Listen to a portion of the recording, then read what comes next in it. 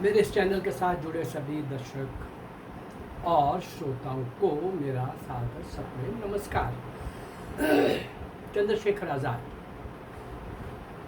1920 से 1931 के बीच के क्रांतिकारियों में जिनको सर्वश्रेष्ठ क्रांतिकारी कहा गया, यद्यपि कोई मुकाबला नहीं होता। एक से एक बढ़ करके कुर्बानी देने वाले, शहीद होने वाले, करिश्मेटिक काम करने वाले, ऐसे कृष्णमयी व्यक्तित्व के मालिक है राम प्रसाद बिस्मिल, अशफाक उल्लाह खां। कौन किस किस को गिनाओगे, एक से एक बढ़कर। परंतु 20 और 31 के बीच में चंद्रशेखर आज़ाद 20 प्रकार की एक्टिविटीज़ के अंदर 20 प्रकार की घटनाओं में पूरी तरह से संलिप्त, पर्दे के आगे पर्दे के पीछे लीड कर रहे हैं। उस पूरे के अंदर एक मुख्य भूमिका निभाने वाला ये महान क्रांतिकारी, सर्वश्रेष्ठ क्रांतिकारी चंद्रशेखर इसलिए कहा गया कि किसी भी घटना में ये महान क्रांतिकारी पकड़ा नहीं गया। और फिर ऐसा भी नहीं कि ये किसी कमरे में छिपा रहता था। मुझे याद है 19 महीने इमरजेंसी के मैं जब अंडरग्राउंड था तो हाँ, दिन को एक्टिविटीज़ कम हो जाती थी, कभी वेश बदल कर। सरदार तो मैं कितनी बारी बना हूँगा, ऐसे 20 तरह के, कश्मीर में, लद्दाख में, डोडा, किश्तवाड़, भदरवा, ये डोडा डिस्ट्रिक्ट, उधमपुर ज़िला, आजकल तो कई ज़िले बन गए, कई कुछ हो गया। 2/3 ऑफ जम्मू कश्मीर का इलाका वो मेरे पास था। मैं वहाँ प्रचारक था संघ का। तो अंडरग्राउंड लाइफ को जीना तो भाई अत्यंत कठिन काम है। जो जेल में चले गए, बैठ के दोस्तों में गपशप चल रही है, हंसी ठल्ला हो रहा है, खेला जा रहा है, मस्ती हो रही है, कहानियाँ हो रही हैं, चुटकुले हो रहे हैं। जेल के अंदर रहने वाले लोगों को ये पॉलिटिकल जो जेल्स रहती हैं, इसी प्रकार का अंदर चले गए तो ठीक है भाई, DIR का लग गया है, कोर्ट के आगे पेश होंगे, पुलिस पेश करेगी, किसी को 14 दिन, किसी को 28 दिन, किसी को 7 दिन, किसी को उसी समय सत्याग्रह करते ही दूसरे दिन छोड़ दिया जाएगा। कहीं कहीं अत्याचार का बहुत नंगा नाच हुआ, उनमें जम्मू कश्मीर भी एक था। मेरे कारण जिसको पकड़ा गया वो तो सत्याग्रह करके गए थे, हरियाणा से आए थे मेरे बंधु, बहुत सात्विक, बड़े जैनी परिवार के और बहुत ही उच्च कोटि के त्यागी, तपस्वी, वैचारिक, कर्मठ। अभी कुछ दिन ही होते आए हुए मेरे पास। तो किन्हीं मजबूरियों में मुझे जो 5 लोग सत्याग्रह के लिए भेजने थे, 4 हो रहे थे, 5वें की ज़रूरत थी। देश के अंदर देशव्यापी था कि इस दिन 5 लोग सत्याग्रह करेंगे और वो उधमपुर में करना था। उधमपुर जम्मू कश्मीर का एक मेन डिस्ट्रिक्ट हेडक्वार्टर है, आर्मी का कमांड वहाँ पर है एक उधमपुर में। वहाँ मुझे ये सत्याग्रह करवाना था। मुझे याद है किसी प्रकार से वो हुआ और किस प्रकार से मैंने एक चाय की दुकान पर बैठ कर के सरदार की पगड़ी पहन के, काला चश्मा लगा के उनको वॉच कर रहा था। मुझे पता था पिटाई भी होनी है, खूब सारी होनी है, यहाँ से पीटते पीटते थाने तक लेके जाएंगे, सब कुछ मैं साथ चला हुआ था। कोई नहीं मुझे पहचान पा रहा था। बाहर का जीवन जिसने एक्टिवली पार्ट प्ले करना है और संगठन का कार्य करना है, उसके लिए तो भाई अत्यंत अत्यंत कठिन होते हुए भी इरादा अगर नेक है और बुलंद है, फोकस्ड है, मिशन में, विजन में अगर आप क्लियर हो, कंफ्यूज नहीं है, तो फिर आपके सारे काम भगवान कर देता है, बड़े बड़े काम कर देता है। ऐसे ही शायद ईश्वर की अपार कृपा चंद्रशेखर आज़ाद के साथ भी रही होगी। 20 जगह मैंने कितने ही जगहों के ऊपर किस किस रूप में सत्याग्रह करवाए। एक एक सत्याग्रह अपने आप में एक पूरी 3 घंटे की फिल्म बन सकती है, अलग अलग तरह से। कभी ऐसा समय लगेगा मुझे कि भाई कुछ बातें बतानी ज़रूरी हैं और कुछ बातों को बताने का लाभ है, तभी बताऊंगा। अदरवाइज़ मेरा वो आज अब फील्ड नहीं है कि मैं उन सारी बातों की चर्चा करूं। चंद्रशेखर आज़ाद के बाहर रह करके काम करते हुए आखिर तक ना पकड़े जाने तक, मैं भी आखिर तक नहीं पकड़ा गया था। लास्ट में मीसा का एक ही व्यक्ति बचा था, एक ही व्यक्ति बचा था। लंबी कहानी है, छोड़िए इसको। आइए चंद्रशेखर आज़ाद के ऊपर। तो इस प्रकार का सर्वश्रेष्ठ क्रांतिकारी इसलिए कहा गया कि ये नहीं पकड़ा जा रहा था, लेकिन आखिर वो दिन आया जो मैंने बताया कल आपको। एक मुखबिर के कारण एक मुखबिर के कारण। हाँ, ये भी कहा जाता है कि चंद्रशेखर नेहरू को, पंडित नेहरू को मिल करके बाहर निकले थे, उसका पीछा हो रहा था। जब इलाहाबाद के अल्फ्रेड पार्क में आके अपने मित्र सुखदेव राज के साथ चर्चा कर रहे थे, चिंतन मंथन कर रहे थे, विचार कर विमर्श कर रहे थे, इस बीच में एक पुलिस अधीक्षक नाट बाबर ने अपने पुलिस वालों के साथ, कुछ साथियों के साथ अल्फ्रेड पार्क में बैठे चंद्रशेखर आजाद और सुखदेव राज को घेर लिया। दूर से आवाज आई, तुम कौन हो? इससे पहले कि चंद्रशेखर मुंह से कुछ बोलता, इससे पहले कि वो बताता कि मैं कौन हूं, दूर से ही वो जानते थे चंद्रशेखर का निशाना बड़ा चूक है, उसका निशाना प्रसिद्ध हो चुका था, गया नहीं तो फिनिश। दूर से ही, इससे पहले कि उसका उत्तर मिले चंद्रशेखर का, नाट बाबर ने गोली चलाकर उसकी टांग पे, जांग पे गोली लगा दी। चंद्रशेखर तुरंत उठा, पास जामुन का पेड़ था, उसकी आड़ में उसकी ओट लेकर, और उसने नाट बाबर पर फायर किया। नाट बाबर की कलाई टूट गई, हथियार हाथ से छूट गया, और इस प्रकार से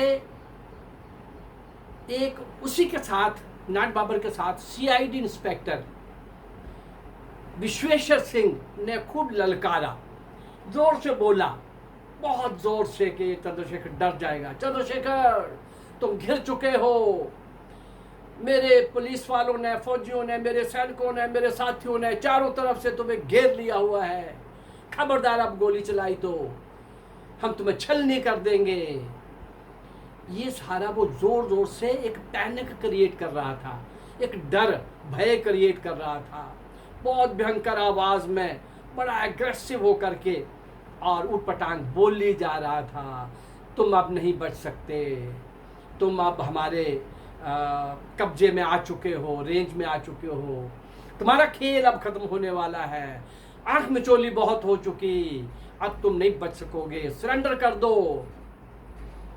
ये सब बोलते बोलते उसकी कुछ बातें अभी मुंह में ही होंगी, तो चंद्रशेखर ने विश्वेश्वर सिंह को कहने की जरूरत नहीं, गोली मारी, दागी, निशाना, उसकी तो कलाई टूटी थी नाट बाबर की, और इधर विश्वेश्वर सिंह ढेर, फिनिश।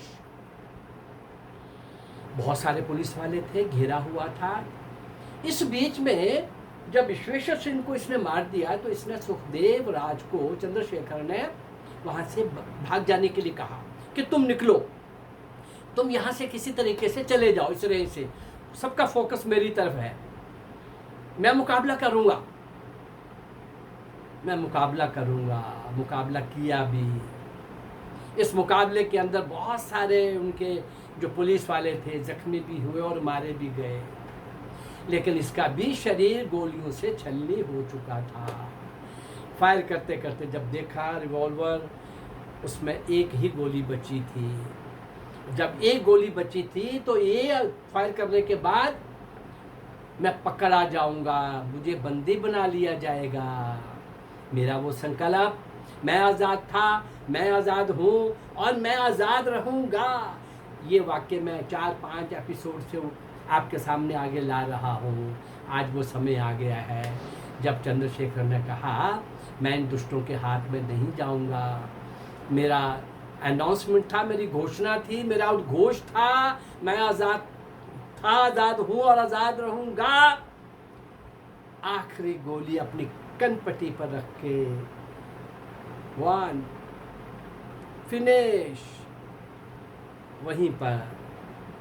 लेकिन उन विदेशियों के हाथ में वो जिंदा नहीं आया। ये सारा दृश्य जो था, उसका जो जीवन था, कहाँ वो किस गांव से कहाँ जाके अकाल पड़ गया, तो कहाँ वो झाबुआ जिले में वो किया जाके शिफ्ट किया, फिर बनारस में कैसे पढ़ने आए संस्कृत विद्यापीठ में, वहाँ क्रांतिकारियों से कैसे संपर्क हुआ, असहयोग आंदोलन, और उसके बाद पहले हिंदुस्तान प्रजातंत्र संघ जो सान्याल ने बनाया था उसका हिस्सा बनकर, ककोरी का हिस्सा बनकर चलते चलते चलते आगे किस प्रकार से हिंदुस्तान समाजवादी प्रजातंत्र सेना बनाकर भगत सिंह को साथ लेकर पंजाब और उत्तर प्रदेश के सारे क्षेत्रों में और पूरे देश के लोग इनके पास आने लगे थे। बंदूक चलाना सिखाएगा कौन? चंद्रशेखर। रेसलिंग कराना सिखाएगा कौन? चंद्रशेखर। बम बनाना सिखाएगा कौन? चंद्रशेखर। बम ब्लास्ट करना सिखाएगा कौन? चंद्रशेखर। चंद्रशेखर धुरी बनते जा रहे थे पूरे देश के क्रांतिकारी। कभी ये दायित्व बंगाल ने संभाला था, कभी महाराष्ट्र ने संभाला था, अब ये दायित्व इस बीच में चंद्रशेखर और भगत सिंह ने संभाला हुआ था। लेकिन वो सारे की धुरी जो थे वो चंद्रशेखर थे। मैं आज़ाद था, मैं आज़ाद हूँ, मैं आज़ाद रहूँगा, इस घोषणा को करने वाला, इस घोष को जीने वाला और अंतिम श्वास तक उसको निभाने वाला चंद्रशेखर आज़ाद, भारत माँ का सपूत, अंग्रेजों के खिलाफ लड़ता हुआ, अपनी आखिरी श्वास उसी पार्क के अंदर लड़ता हुआ, स्वयं को स्वतंत्र रखता हुआ भगवान की गोद में सो गया। वो लोग इसको बंदी नहीं बना सके। सारे देश में ये समाचार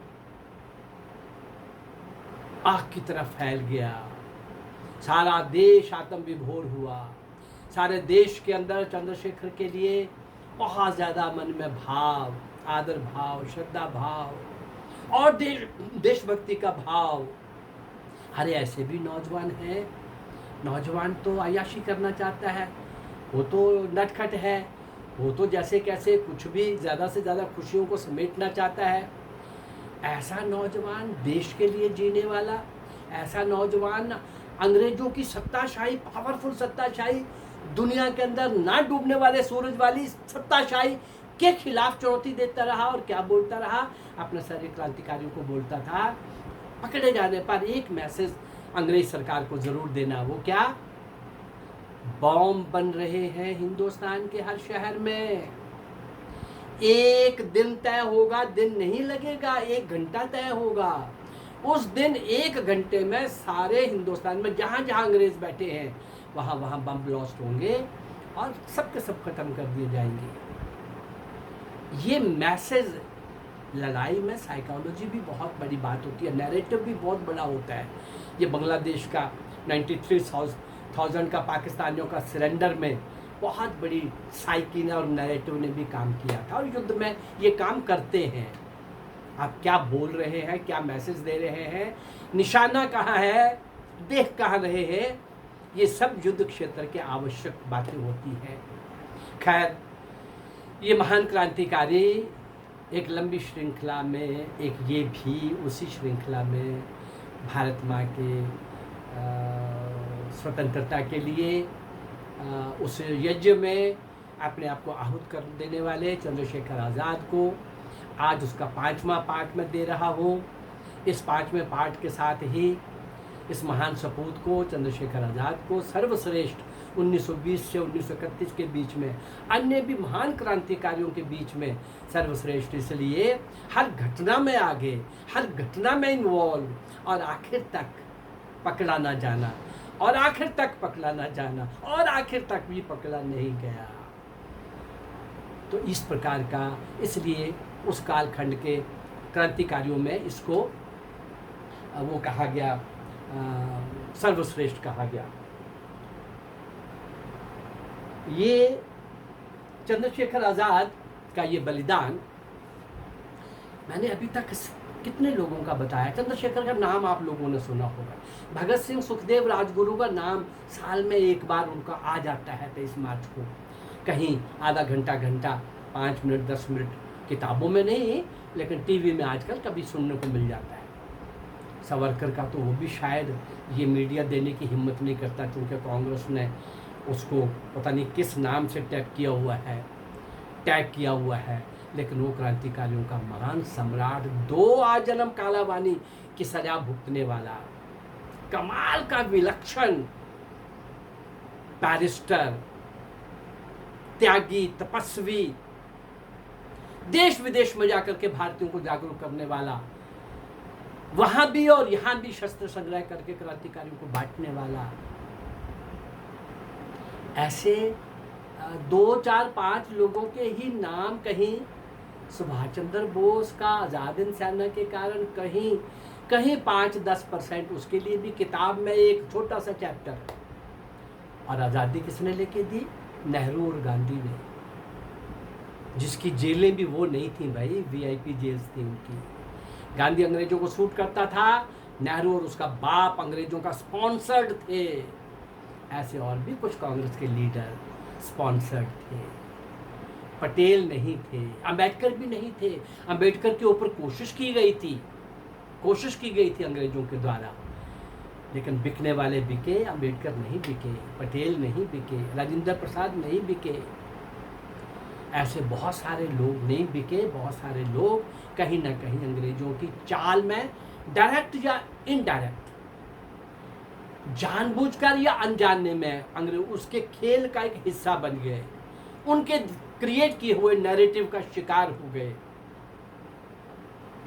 आज मेरा विषय कांग्रेस तो नहीं है, लेकिन जिन लोगों ने सचमुच में आज़ादी लेके दी, अरे लास्ट आज़ाद हिंद सेना का इन फिरंगियों के खिलाफ युद्ध ना हुआ होता, वो युद्ध सफल हुआ कि नहीं हुआ ये एक अलग विषय है। उसकी प्रेरणा से नेवी ने एक बड़ा विद्रोह की तैयारी न कर ली होती, पता चल गया था अंग्रेज को कि समुद्र तो हमसे गया, सारी नेवी हमारे से खिलाफ है, इस टाइम समुद्र से हम कट जाएंगे, हम यहाँ से जा भी नहीं पाएंगे वहाँ पर बचाने के लिए। वो कई और बातें, 42 का क्विट इंडिया मूवमेंट तो ऑलमोस्ट फेल हो चुका था, उसके कारण नहीं गए वो। 50 पुस्तकों के अंदर ब्रिटिशर्स ने भी लिखा है, बाकी लोगों ने भी लिखा है। पूरे देश की स्वतंत्रता के लिए अनगिनत अज्ञात मौन तपस्वी, भारत माँ के सपूत, नींव के पत्थर, महान क्रांतिकारी, एक से एक बढ़कर आखिरी श्वास तक जूझने वाले, जान लुटाने वाले, सर्वस्व न्यौछावर करने वाले, उनका नाम कहीं इतिहास में नहीं, कहीं इतिहास में नाम नहीं। इन सारे नामों को आपके सामने लाने का मेरा संकल्प है। मैं कोशिश में लगा हूँ कि इन सब जितनों को भी मैं ला पाऊँगा, मैं प्रयास करूँगा इन सब महान आत्माओं को आपके सामने लाऊं, हम इनसे प्रेरणा लें, इनको श्रद्धांजलि दें। कभी संबोधन के द्वारा, कभी गीत कविता के द्वारा मैं श्रद्धांजलि देने का प्रयास कर रहा हूँ। आप सबकी तरफ से भी जो सुन रहे हैं, जो और सुनेंगे, मुझे शेयर करिए, इसको बहुत सारा शेयर करिए। देश को आज़ादी लेके देने वाले हीरोज, नायक और नायिकाओं के बारे में वास्तविकता पता चले। अगर मेरा ये प्रयास आपको अच्छा लग रहा है तो इस चैनल को लाइक करिए, सब्सक्राइब करिए और इसको शेयर करिए। नमस्कार, जय भारत, धन्यवाद।